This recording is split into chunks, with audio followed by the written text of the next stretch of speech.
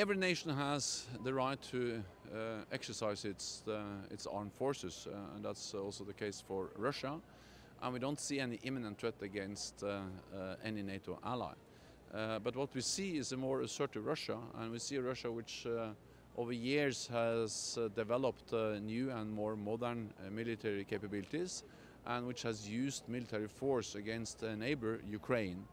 And therefore we have responded in a proportionate, measured way by increasing our military presence in the eastern part of the alliance.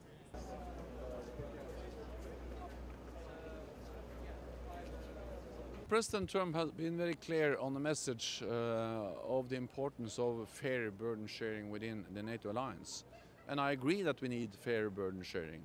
And therefore I welcome that European allies and Canada are now investing more in defense.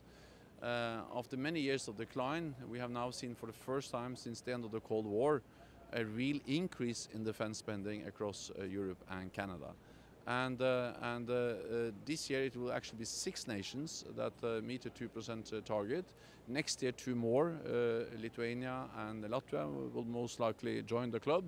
But perhaps even more important is that so many other nations are increasing, moving towards the 2% target. So all in all, this is a significant increase of the European contribution to our alliance. It's a national decision what kind of weapon systems each nation wants to buy. What is important for NATO is that we are as interoperable as possible, that we can work together.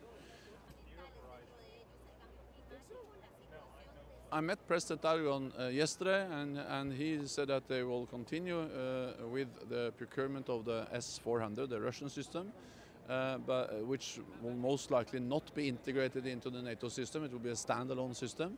But then they will also then continue looking into the possibility of buying Italian and French, something called SAMP-T, in addition to augment their air defenses.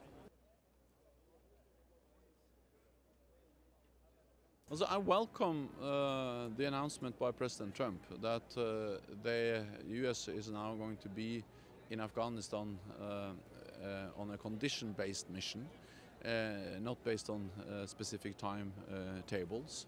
And I also welcome the fact that the US has announced that they will increase their troop numbers. NATO has decided to increase the troop numbers in Afghanistan, and several European allies and partner nations have already announced that they will also provide more forces to our train, assist and advise mission in Afghanistan. This is about making sure that Afghanistan doesn't once again become a safe haven for international terrorists. And the best way of doing that is to enable the Afghans to have defense security forces which are strong enough to do that. I don't think this is an easy task, but I strongly believe that the best way forward is to train them instead of NATO sending big numbers of combat troops fighting in Afghanistan.